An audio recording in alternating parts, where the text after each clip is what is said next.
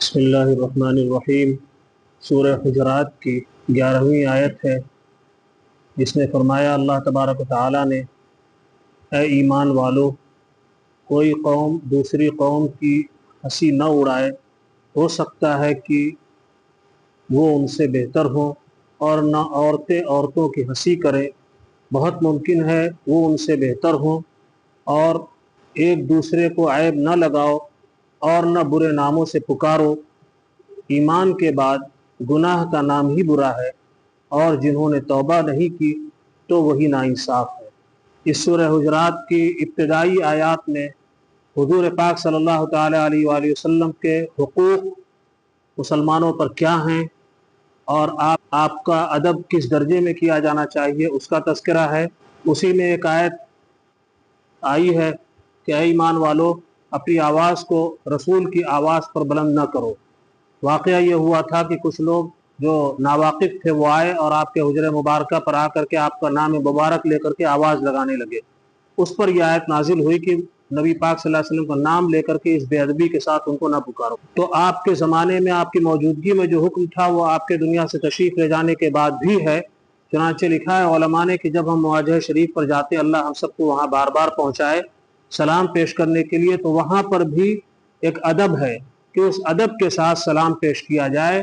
وہاں پر تیز آواز میں کلام نہ کیا جائے، بلکہ ایسا سمجھا جائے ہمارا سلام آپ کی خدمت میں پہنچ رہا ہے، اس توجہ اور حضوری کے ساتھ سلام پیش کیا جائے۔ اور اسی طرح سے لکھا علماء نے کہ جو آپ کی احادیث، جو آپ کا فرمان ہے، اگر اس کی مجلس ہو، وہ بیان کی جا رہی ہو، تو اس میں بھی اسی درجے ادب پیش نظر رکھا جائے، بے ادبی نہ کی جائے۔ اور اس کے بعد مسلمانوں کے حقوق ایک دوسرے پر کیا ہیں، ان کے آداب کیا ہیں، ان کا تذکرہ ہے۔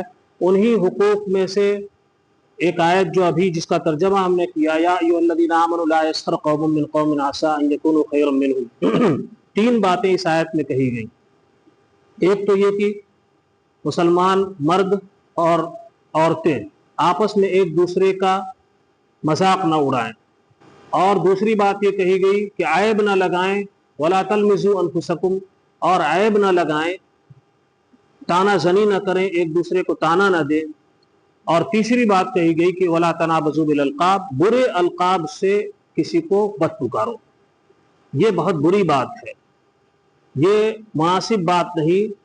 اور دیکھیے یہاں پر جو کہا گیا کہ مذاق کرنے میں مردوں کا تذکرہ ہوا، پھر عورتوں کا ہوا۔ عموماً قرآن کریم کا انداز مخاطبت یہ ہے کہ وہ سب کو ایک ساتھ مخاطب کرتا ہے، مردوں اور عورتوں کو۔ یہاں پر اس کی اہمیت کے پیش نظر مردوں کو کہا کہ کوئی مرد دوسرے مرد کا مذاق نہ اڑائے، عورتیں دوسری عورتوں کے ساتھ ہنسی نہ کریں۔ اس کی اہمیت ہے، اس لیے یہاں پر دونوں کو الگ سے تذکرہ کر کے کہا گیا کہ ایسا نہیں ہونا چاہیے، یہ مناسب بات نہیں ہے۔ آپ صلی اللہ علیہ وسلم نے بھی مذاق فرمایا۔ آپ نے فرمایا کسی خاتون سے کہ کوئی بوڑھی عورت جنت میں نہیں جائے گی، وہ پریشان ہو گئی، ظاہر ہے ایسا سن کر کے ان کو بڑی فکر ہو گئی۔ پھر آپ نے فرمایا کہ بوڑھی نہیں جائے گی، جوان ہو کے جنت میں جائے گی۔ اس مزاح میں کسی کی دل آزاری نہیں ہے، کسی کی تکلیف پہنچانا نہیں ہے۔ ہمارا جو مذاق کا طریقہ ہوتا ہے ہمارے سماج میں، معاشرے میں، اس میں کسی کی دل آزاری یقینی طور پر ہوتی ہے۔ ہم عموماً ظاہر کے عیب پر استہزاء کرتے ہیں۔ ظاہری طور پر اگر کسی کے اندر کوئی کمی ہے، اس کے بارے میں منع کیا گیا ہے۔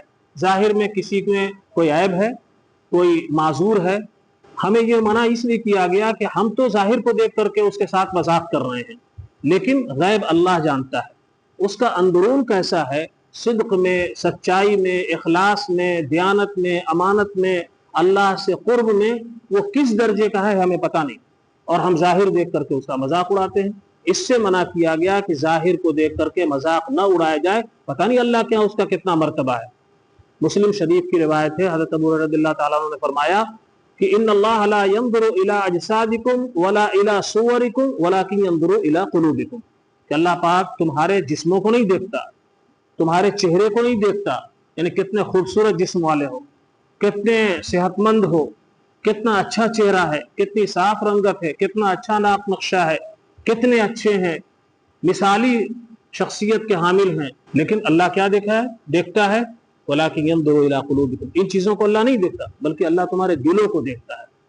अगर किसी का जाहिर अच्छा नहीं है और उसका दिल अच्छा है और हमने उसके जाहिर को देख करके मजाक उड़ाना शुरू कर दिया, दिल के एतबार से वो किस दर्जे का है, अल्लाह के यहाँ उसका क्या मर्तबा है, लाइल्मी की वजह से उसके साथ जो हमने मजाक किया वो मुमकिन है कि हमारे लिए मुसीबत का बाइस बन जाए। और आगे जो आयत में टुकड़ा है, वला तलमिजु अनफुसकुम, क्या कहा कि ऐब न लगाओ।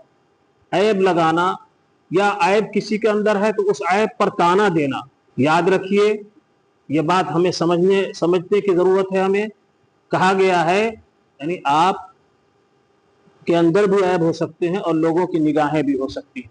जब हम लोगों के ऐब को निशाना बनाते हैं तो इसको भी हमें समझना चाहिए कि हो सकता है कि हमारे भी ऐब हों जिस पर हमारी निगाह नहीं जा रही है, लोगों की निगाहें लग रही। और अक्सर ऐसा होता है कि ऐब लगाने वाला एक न एक वक्त आता है कि उसके अंदर वो खुद मुब्तला हो जाता है।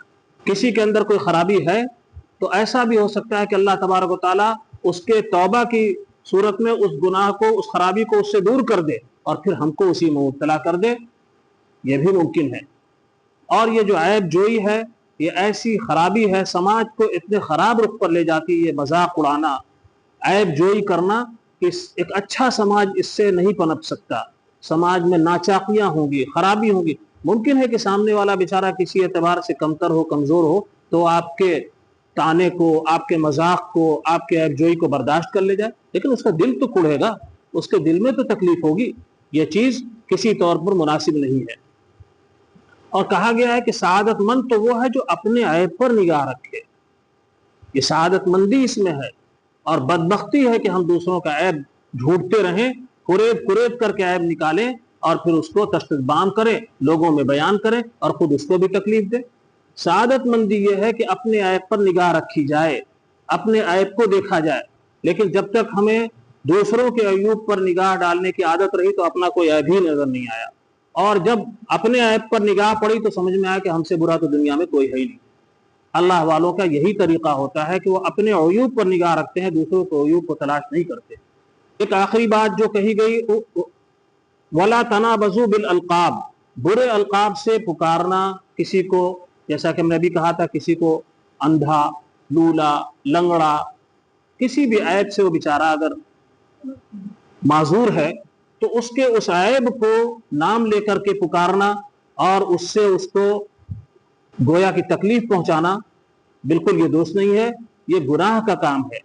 मिसाल के तौर पर अगर किसी के अंदर कोई बुराई थी, कोई चोरी की आदत में मुलव्वस था, कोई शराबी था, कोई बुरे काम में मुलव्वस था, अब उससे तायब हो गया, वो तो तायब हो करके तौबा करके अल्लाह के यहाँ सुरखुरू हो जाए। लेकिन हम जो उसको उसके साबिका नामों से पुकार रहे हैं तो ये हो सकता है कि आता है कि अल्लाह तबारक व तआला मुमकिन है कि उसकी तौबा को कबूल करके और हमको उसी गुनाह में मुब्तला कर दे। और ये आप सल्लल्लाहु तआला अलैहि वसल्लम जब मदीना मुनव्वरा तशरीफ लाए तो उस वक्त लोगों में ये बीमारी थी, उसी की तरफ इशारा किया गया कि लोगों के 2-2, 3-3 नाम हुआ करते थे, मुख्तलिफ नामों से लोग पुकारते थे। आपको तो खबर नहीं, आपने भी उन्हीं नामों से पुकारा, पता चला कि ये तो इस बेचारे के लिए तकलीफ दे नाम है, इससे तो इसको चिढ़ है। ये आयत नाजिल हुई और ये कहा गया कि किसी को उसके बुरे नामों से न पुकारा जाए। हाँ, सुन्नत क्या है? अच्छे नामों से पुकारा जाए। आप सल्लल्लाहु तआला अलैहि वसल्लम ने हजरत सैयदना उमर रज़ियल्लाहु तआला अन्हु को क्या कहा? फारूक कहा। यानी हजरत उमर, उनके जरिए अल्लाह तबारक व तआला ने सच और झूठ के दरमियान, हक और बातिल के दरमियान फर्क करा दिया था, तो उनको हजरत उमर फारूक का लक़ब दिया। आप सल्लल्लाहु अलैहि वसल्लम ने उनको उमर फारूक कहा। इसी तरह से हजरत सैयदना खालिद बिन वलीद को क्या कहा? सैफुल्लाह का लक़ब दिया, अल्लाह की तलवार। इस तरह के अल्फाज से अगर पुकारना हो तो इसकी इजाजत है, लेकिन बुरे अल्फाज से पुकार करके किसी की दिल आजारी करना, किसी को तकलीफ पहुंचाना, जैसा कि मैंने अर्ज किया कि एक अच्छे समाज को पैदा करने में ये चीजें बड़ी रुकावट हैं। ये समाज खराब बनेगा अगर किसी को बुरे नाम से पुकारा जाए या किसी का बेवजह बेमतलब हंसी मजाक उसके साथ किया जाए, मजाक उड़ाया जाए। हमारे समाज में ये बुराई बड़ी हद तक सरायत कर चुकी है कि एक दूसरे के साथ उसके ऐब को निशाना बना करके उससे पुकारा जाए, اللہ تبارک و تعالی ہم سب کی حفاظت فرمائے اور ہماری دوسروں کے عیوب پر نگاہ ڈالنے کے بجائے اپنے عیوب پر نگاہ رکھنے والا بنائے. وآخر دعوانا الحمدللہ رب العالمین. عز و شان وطن مرکز علم و فن مدرسہ دینیا دین کا ہے چمن.